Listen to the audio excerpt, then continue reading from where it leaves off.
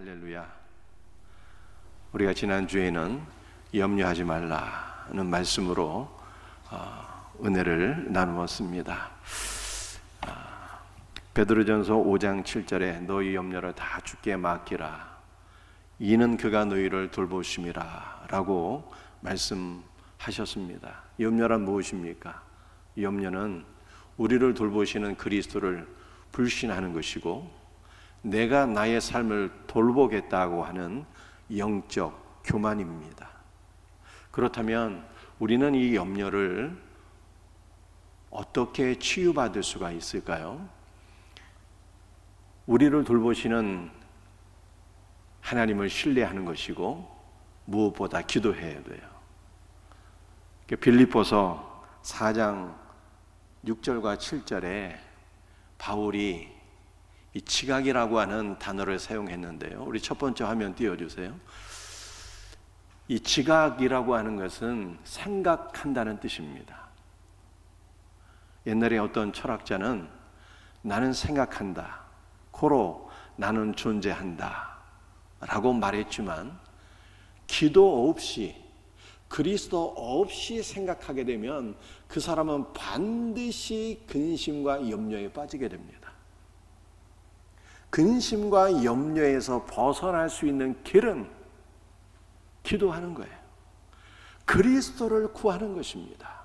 우리를 돌보시는 그리스도를 구하게 될 때 모든 지각에 초월한 하늘의 평강이 우리에게 임해서 우리의 마음과 생각이 근심과 염려에 빠지지 않도록 지켜주시는 거예요. 그러므로 늘 깨어 기도함으로 말미암아 하늘의 평강을 누리며 살 수 있는 우리 복된 성도들 다 되시기를 주 예수의 이름으로 축복합니다. 오늘은 하나님의 영광이라고 하는 제목으로 말씀의 은혜를 나누고자 합니다. 베드로전서 5장 10절 말씀인데요. 모든 은혜의 하나님 그 그리스도 안에서 너희를 부르사 자기의 영원한 영광에 들어가게 하신 이가, 은혜의 하나님께서 그리스도 안에서 우리를 부르셨어요. 우리가 어떤 자격이 있어서 또는 하나님 앞에 공로가 많아서 우리를 부르신 것이 아닙니다. 우리는 전혀 자격이 없고 공로도 없으며 무가치한 자들인데 하나님께서 무조건적으로 우리를 사랑하시고 선택하셔서 부르신 거예요. 그리스도 안에서 우리를 부르셨다라고 하는 단어가 능동태입니다. 이것은 하나님께서 우리를 부르실 때 우리가 거부할 수 없는 강력한 은혜를 부어주시며 우리를 부르셨다는 뜻이에요. 그러므로 하나님께서 우리를 부르신 것이 오직 은혜인 것입니다. 그런데 하나님께서 그리스도 안에서 우리를 부르신 그 부르심의 목적이 무엇일까요?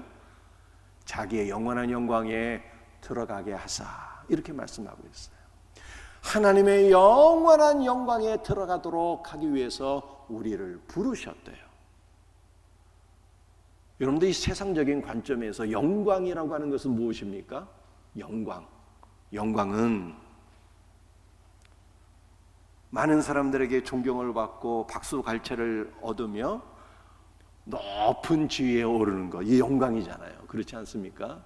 그런데 이런 영광은요, 세상의 영광은 모든 영광을 다 모아도 새 깃털처럼 가볍고 곧 없어질 아침 안개와 같이 헛된 것입니다.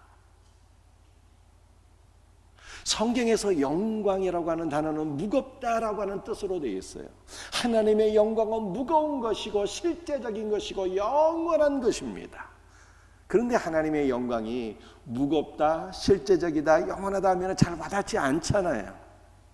너무 추상적으로 들리지 않습니까? 그래서 오늘은 하나님의 영광을 구체적으로 두 가지로 살펴보면서 은혜를 나누고자 합니다. 첫 번째로, 하나님의 영광은 구원과 분리될 수 없는 하나입니다. 디모데후서 2장 10절 말씀이에요. 그리스도 예수 안에 있는 구원을 영원한 영광과 함께 받게 하려 함이라. 하나님께서 그리스도 예수 안에서 우리에게 구원을 주시는데 영원한 영광과 함께 구원을 주신대요. 구원과 영광은 나눌 수 없는 하나입니다. 동전의 앞 뒷면과 같습니다. 그러므로 구원을 받는다는 것은 하나님의 영광을 얻게 되었다는 뜻입니다. 우리가 신약 성경 누가복음 13장 18절 19절 말씀을 함께 같이 읽도록 하겠습니다. 그러므로 예수께서 이르시되, 말씀을 계속 띄워주세요. 그러므로 예수께서 이르시되 하나님의 나라가 무엇과 같을까? 내가 무엇으로 비교할까? 마치 사람이 자기 채소밭에 갖다 심은 겨자씨 하나 같으니 겨자나무가 되어 공중의 새들이 그 가지에 깃들였느니라.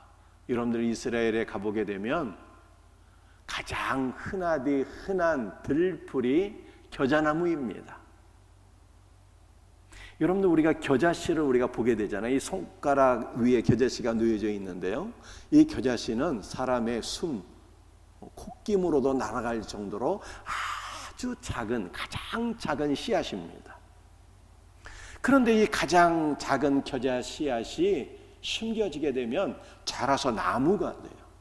여러분들 우리 밑에 있는 그림이 바로 겨자나무예요. 겨자나무는 우리가 생각하고 있는 것처럼 나무라고 하니까 무슨 아름드리 나무를 생각하기 쉬운데요. 아름드리 나무가 아닙니다. 이스라엘 전역에서 가장 흔하게 볼 수 있는 들풀이에요. 우리가 생각하는 나무와 이 유대인이 생각하는 나무는 달라요. 뭔가 땅에서 위로 대가 올라오고 옆으로 가지가 퍼지게 되면요, 이것은 유대인의 관점에서는 다 나무가 되는 것입니다. 그래서 이 겨자나무는 정확하게는 들풀이지만 땅에서부터 대가 올라오고 가지가 퍼지기 때문에 이 겨자나무라고 그래요. 이 겨자나무가 다 자라게 되면 사람의 키만큼 자라게 됩니다. 그런데 이 성경에서 말씀하고 있는 겨자씨는 가장 작은 자로 오신 예수 그리스도를 가리키는 거예요. 우리 예수님은 하나님의 근본 본체시나 하나님과 동등됨을 취할 것을 여기지 아니하고 종의 형상으로 이 땅에 오셨잖아요. 가장 작으신 인간의 이 몸을 입고 이 땅에 오신 성육신하신 예수 그리스도를 가리킵니다. 고난을 받으시고 십자가에 죽으신 예수님은 겨자씨이신 예수님이에요. 그런데 이 겨자씨이신 예수님께서 부활하시고 승천하시고 만왕의 왕이 되셨어요. 영광을 얻으셨습니다. 영광을 얻으신 예수 그리스도는 겨자나무이신 거예요. 예수님은 이 땅에 육신의 몸을 입고 오셨기 때문에 우리와 동일하게 밥을 먹지 않으면 굶주리기도 하셨어요. 시장길을 느끼셨습니다. 연약한 육신을 갖고 계신 예수님은 겨자씨예요. 그러나 물고기 2마리, 보리떡 5개로 오병이어의 역사를 일으키시며 죽은 자를 살리기도 하신 예수님은요, 겨자나무이신 예수님이에요. 여러분들 겨자씨는요, 가장 작고 무가치한 성도를 가리키기도 합니다. 오늘 본문 말씀을 보게 되면 그러므로 예수께서 이르시되 하나님의 나라가 무엇과 같을까? 내가 무엇으로 비교할까? 마치 사람이 자기 채소 밭에 갖다 심은 겨자씨 하나 같으니 라고 말씀하셨잖아요. 여러분들 이 겨자나무는 이미 말씀드린 대로 이스라엘 전역에서 가장 흔하게 볼 수 있는 들풀이 무가치하다 이 말이에요. 가치 없는 것입니다. 이 가치 없는 들풀을 자기 채소밭에 갖다 심는 사람은요, 단 하나도 없습니다. 자기 채소밭에 만약 나무를 심는다면 무슨 나무를 심을까요? 유실수를 심어야죠. 경제적인 가치가 있는 포도나무, 올리브나무, 무화과나무와 같은 나무를 심는 것이죠. 만약 채소를 심는다면 상추와 같은 우리가 먹을 수 있는 뭔가 경제적인 가치가 있는 것들을 심는 거예요. 그런데 들풀은 경제적인 가치가 전혀 없습니다. 이스라엘 전역에서 흔하게 볼 수 있는 들풀이기 때문입니다.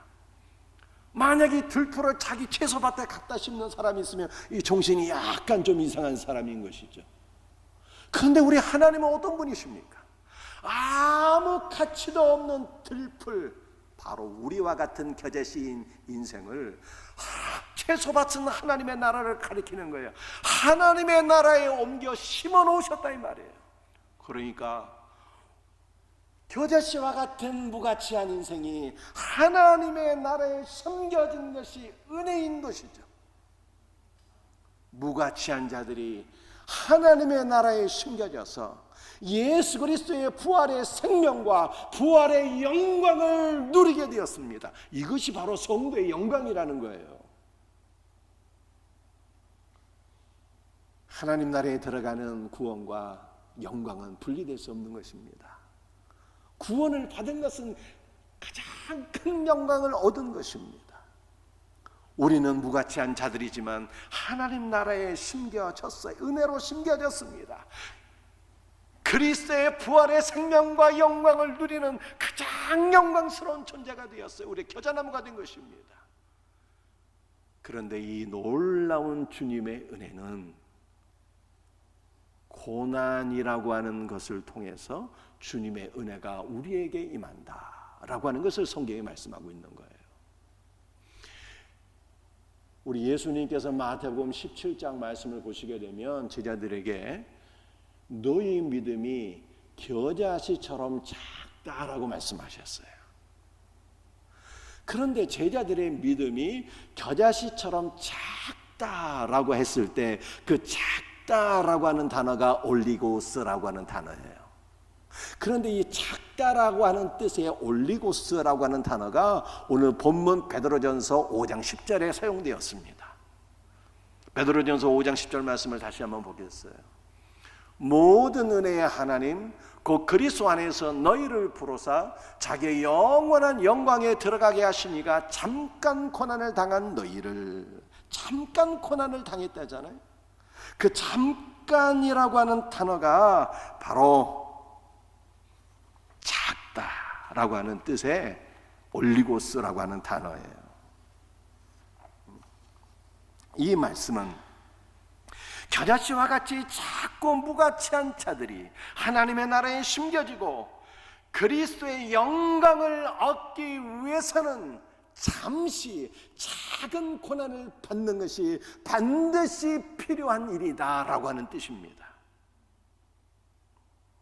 왜 성도들이 이 땅에서 잠시 받는 작은 고난이 우리가 하나님의 나라에 심겨지고 그리스도의 영광을 얻기 위한 일에 필수적인 요소라고 성경은 말씀하고 있는 것입니까? 그것은 우리가 고난을 받을 때 비로소 겸손한 마음으로 그리스도를 의지하기 때문인 것입니다. 우리는 고난의 시간에 예수 그리스도의 십자가를 가까이 하게 되고 예수 그리스도의 죽으심과 부활 생명에 동참할 수 있게 되기 때문입니다. 그러므로 우리가 이 땅에서 잠시 받는 작은 고난은 그리스도의 영광에 동참하기 위한 필수 코스인 것이죠. 따라서 성도는 고난의 시간에 원망하면 안 되는 것입니다. 절망할 필요도 없어요. 이 고난의 시간에 주님께서 십자가의 은혜와 부활 생명을 넘치도록 부어주셔서 나를 가장 영광스럽게 하실 것을 믿고 오히려 기뻐하고 감사해야 되는 것입니다. 현재 받는 고난이 장차 얻게 될 영광과 좋게 비교할 수 없다는 말씀을 붙잡고 고난의 시간에 오히려 기뻐하고 감사할 수 있는 복된 성도들이 다 되시기를 예수 그리스도의 이름으로 축복합니다. 여러분, 여기까지 말씀 잠깐 정리해 볼까요? 고난과 구원과 영광은 따로 분리할 수 없는 하나인 것입니다. 무가치한 자들이 하나님 나라에 심겨지는 것이 가장 복되고 영광스러운 일이에요. 이것은 오직 하나님의 은혜인데 이 놀라운 하나님의 은혜는 올리고스 작은 고난을 통해서 우리에게 오는 거예요. 그러므로 우리는 고난의 시간에 감사할 수 있어야 된다 라고 하는 것입니다. 고난이 우리에게 은혜가 되는 복된 역사가 있기를 예수 그리스도의 이름으로 축복합니다. 두 번째로 하나님의 영광은 하나님의 자신입니다. 출애굽기 33장 18절 말씀을 함께 같이 읽습니다. 원하건대 주의 영광을 내게 보이소서. 여러분들, 이것은 누가 누구에게 한 말씀일까요? 모세가 하나님께 간구한 내용이에요. 모세는 하나님 너무너무 사랑했어요. 하나님 만나기를 간절히 소원했습니다. 그래서 모세가 이 간구를 하나님께 드린 거예요. 하나님, 내가 주님을 사모합니다. 주의 영광을 내게 보이소서, 이렇게 기도했어요. 주의 영광을 보여달라고 하는 것은 하나님 자신을 보여달라고 하는 모세의 간절한 기도였습니다. 하나님의 영광은 하나님 자신을 가리키는 거예요. 그랬더니 하나님께서 응답을 해주셨습니다. 출애굽기 33장 22절 23절 말씀이에요. 내 영광이 지나갈 때에 내가 너를 반석 틈에 두고 내가 지나도록 내 손으로 너를 덮었다가 손을 거두리니 내가 내 등을 볼 것이요 얼굴은 보지 못하리라. 하나님께서 모세의 기도를 들으시고 응답을 해주셨는데, 내가 너를 반석 틈에 두고 나의 영광을 보여주겠다고 말씀하셨어요. 그러나 내 얼굴은 보지 못하고 내 등을 볼 것이라고 말씀했습니다. 모세를 반석 틈에 두셨대요. 여러분들, 반석은 예수 그리스도를 가리키는 거고요, 반석 틈은 십자가의 고난을 받으셔서 몸이 갈라지신 예수 그리스도의 고난 받으신 몸을 가리키는 거예요. 그러면 우리 성도들은 살아계신 하나님을 어디에서 만날 수 있는 것입니까? 예수 그리스도의 십자가를 통해서 살아계신 하나님을 만나는 거예요. 늘 고난 받으신 주님을 묵상하고 주님을 사모하는 자들이 하나님의 영광을 보게 되는 역사를 경험하게 되는 것입니다. 그런데 하나님께서 모세에게 말씀하시기를 너는 내 얼굴은 보지 못하고 내 등을 보리라 말씀했어요. 여러분들, 하나님은 우리와 같은 육신이 아니시기 때문에 얼굴도 없고 등도 없어요. 그렇다면 얼굴은 보지 못하고 등을 보겠다고 하는 것이 무슨 뜻일까요? 등이라고 하는 단어는 뒤라고 하는 뜻입니다. 그 하나님의 영광, 하나님의 그 임재, 영광스러운 모습의 끝자락을 모세가 볼 것이다, 이 뜻이에요. 모세는 하나님의 임재와 그 하나님의 영광스러운 모습의 뒷자락, 일부분을 보게 되었습니다. 그럼에도 불구하고 놀라운 것은 모세의 얼굴에 하나님의 영광이 묻어 있어서 이스라엘 백성들이 모세의 얼굴을 바라보지를 못했어요. 이것이 고린도후서 3장의 말씀입니다. 고린도후서 3장 7절 8절 말씀을 한번 읽어보겠어요. 돌에 써서 새긴 죽게 하는 율법 조문의 직분도 영광이 있어 이스라엘 자손들은 모세의 얼굴에 없어질 영광 때문에도 그 얼굴을 주목하지 못하였거든 하물며 영의 직분은 더욱 영광이 있지 아니하겠느냐. 율법의 직분인 모세의 직분도 영광이 있었어요. 영광의 하나님의 모습의 뒷자락을 바라보다가 하나님의 영광이 모세의 얼굴에 묻어 있어서 이스라엘 백성들이 모세의 얼굴을 바라보지 못할 정도로 모세가 영광스러운 직분이었어요. 그런데 영의 직분은 모세의 직분보다 훨씬 더 영광스럽다는 것입니다. 영의 직분이 무엇일까요? 성령 안에서 예수 그리스도를 믿고 복음을 증거하는 성도를 가리키는 거예요. 우리 성도들은 모세보다 더 영광스럽다. 성경이 이렇게 말씀하고 있어요. 모세는 하나님의 영광의 뒷자락만을 바라보았지만 우리는 비교할 수 없이 하나님의 놀라운 영광을 경험하게 된다는 뜻입니다. 우리는 얼마큼 하나님의 영광을 바라볼 수 있는 것입니까? 계시록 21장 9절과 10절 말씀이에요. 내가 신부 어린 양의 아내를 내게 보이리라. 성령으로 나를 데리고 거룩한 성 예루살렘을 보이니. 성도는 모세와는 비교할 수 없을 정도로 하나님의 영광을 누리게 됩니다. 천사가 요한을 데리고, 성령 안에서 요한을 데리고 어린 양의 신부에게로 가서 어린 양의 신부를 보여주었어요. 요한이 어린 양 예수 그리스도의 신부를 보게 되었는데 그 예수 그리스도의 신부는 거룩한 성 예루살렘이라는 것입니다.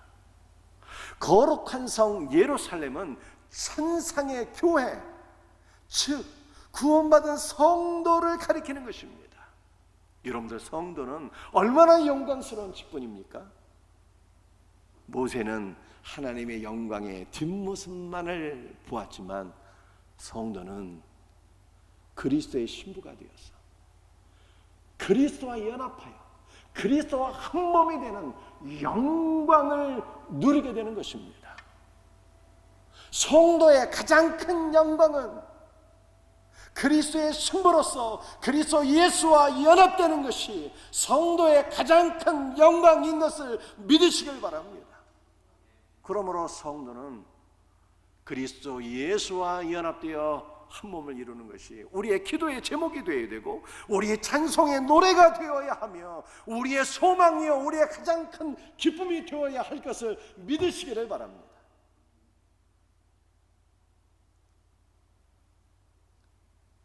여러분의 남편이 대통령이라면 얼마나 영광스럽겠어요. 그런데 우리의 남편이 예수님이라는 거예요. 원노지의 왕이신 예수 그리스도라는 거예요. 이것이 바로 신부인 우리의 영광이라는 거예요. 그런데 우리가 예수 그리스도와 이렇게 하나가 되는 영광을 누리게 되면 세 가지 영광이 따라오게 돼요. 첫 번째 영광은요, 그리스도와 함께 보좌에 앉는 것입니다. 계시록 3장 21절 말씀이에요. 이기는 그에게는 내가 내 보좌에 함께 앉게 하여 주기를. 하나님 나라의 보좌가 있는데 그 보좌는 왕의 보좌예요. 그 왕의 보좌는 왕의 통치, 왕의 영광을 상징하는 것입니다. 그 왕의 보좌에는 아버지 하나님과 성자 예수께서 앉아 계시는 거예요. 그런데 주님께서는 그리스도 안에서 이긴 모든 성도들을 내가 내 보좌에 함께 앉게 하여 주겠다, 그렇게 약속해 주셨어요. 그러므로 우리는 그리스도 예수와 연합하여서 그리스도의 보좌에 앉아서 영원토록 왕노릇하게 되는 것입니다. 이것이 성도의 영광이에요. 두 번째 영광은 온전해지는 것입니다. 그리스도와 연합되면 왕노릇하게 되고 그리스도 예수와 연합되면 온전해지는 영광을 누리게 돼요. 베드로전서 5장 10절 말씀 우리 다시 한번 같이 읽도록 합니다. 모든 은혜의 하나님 곧 그리스도 안에서 너희를 부르사 자기의 영원한 영광에 들어가게 하시니가 잠깐 고난을 당한 너희를 친히 온전하게 하시며 굳건하게 하시며 강하게 하시며 털을 견고하게 하시리라. 우리를 부르신 은혜의 하나님께서 우리를 온전하게 하신다는 것을 네 가지 동사를 통해서 강조하고 계세요. 10절 하반절 온전하게 하시며 굳건하게 하시며 강하게 하시며 털을 견고하게 하시리라. 온전하게 한다는 것을 비슷한 단어 네 단어를 통해서 네 번 강조하신 거예요. 그리스도 예수와 연합이 되면 이것이 성도의 가장 큰 영광인데 그리스도 예수와 연합이 되면 우리가 온전하게 된다는 것입니다. 온전하게 된다는 것이 미래 시제예요. 헬라어에서 미래 시제는 앞으로 이루어질 일들에 대한 강한 확신을 가리키는 것입니다. 하나님께서 그리스도 예수와 연합된 우리 모든 성도들을 반드시 온전하게 하신다는 거예요. 온전하게 하신다는 것은 두 가지 의미가 있습니다. 하나는 이 땅에서 우리의 믿음이 흔들림이 없이 온전하게 된다는 것입니다. 온전하게 된다는 것은 내세에 우리 안에 어떠한 죄의 흔적도 찾아볼 수 없을 정도로 우리가 온전하게 된다는 뜻이에요. 내세에 하나님께서 불꽃 같은 눈동자로 우리의 심령을 감찰하실 때 우리 안에 그 어떠한 죄의 흔적도 하나님께서 찾지 못하신다는 뜻이에요.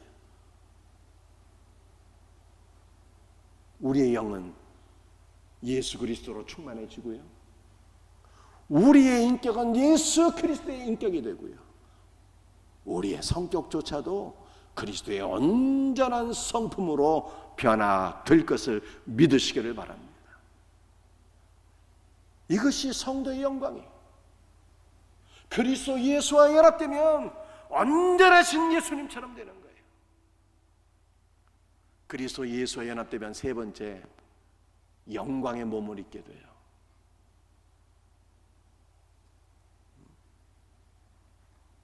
빌립보서 3장 21절 말씀 함께 같이 읽습니다. 그는 만물을 자기에게 복종하게 하실 수 있는 자의 역사로 우리의 낮은 몸을 자기 영광의 몸의 형체와 같이 변하게 하시리라.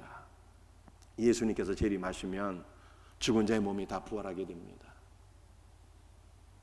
여러분들, 우리가 예수 그리스도와 연합되면 우리의 낮은 몸이 그리스도의 영광의 몸으로 변화되는 거예요.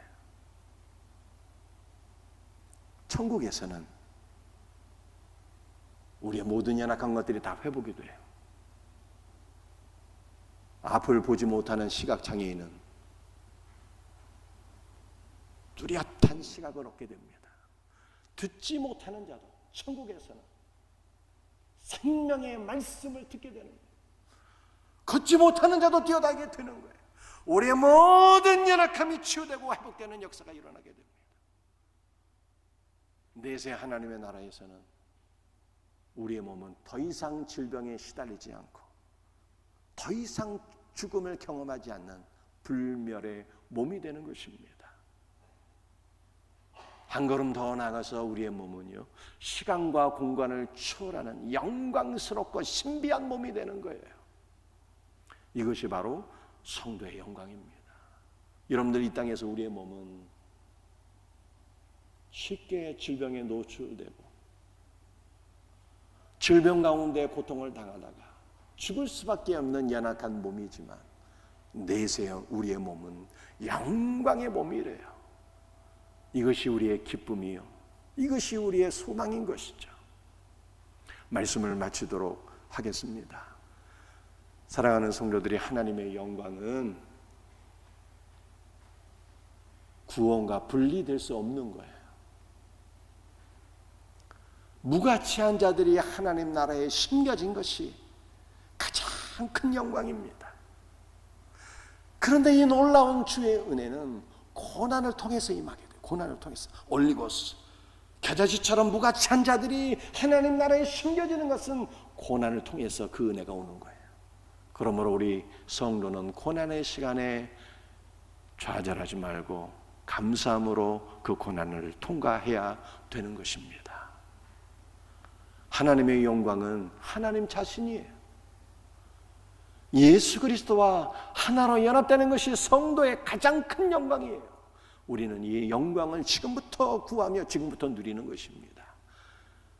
그리스도와 연합될 때 우리는 예수 그리스도의 보좌에 앉아서 왕노릇하게 되고 그리스도 예수와 같은 온전한 인격과 성품을 소유하게 되고 영광의 몸을 입게 되는 것입니다. 이것이 우리의 소망인 것입니다. 이 소망을 붙잡고 날마다 기쁨과 감사함으로 살아가는 우리 복된 성도들 되시기를 주의 이름으로 축복합니다. 기도하시겠어요? 아버지 하나님, 감사합니다. 오늘도 주님께서 주신 말씀을 붙잡고 기도합니다. 무가치한 겨자나무와 같은 자들이 하나님 나라에 심겨진 것이 가장 영광이요 가장 복인 것을 믿습니다. 기쁨과 감사함으로 살게 하소서. 하나님 나라에 심겨진 놀라운 은혜가 고난을 통해서 임한다고 성경에 말씀하고 있사오니 고난의 시간조차도 기쁨과 감사함으로 보내게 하옵소서. 주 예수님, 오늘도 주 예수 그리스도를 소망하며 간구합니다. 그리스도를 우리에게 부어 주옵소서. 이것이 우리의 기쁨이요 소망이요 영광인 것을 믿습니다. 주 예수의 이름으로 감사하며 기도합니다.